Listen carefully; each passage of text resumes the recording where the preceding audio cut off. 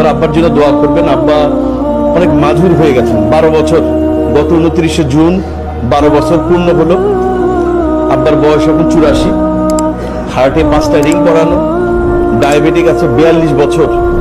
এই অবস্থায় একটা মানুষ একা একটা ছোট্ট রুমে থাকেন। আমির জামান নিজে দেখেছেন, নিজে গেছেন সেখানে, দেখেছেন ছোট্ট একটা রুমে একা থাকেন। সেই রুমে কোনো খাটও নাই, ফ্লোরে থাকতে দেয়, একটা বিছানা পেতে ঘুমান।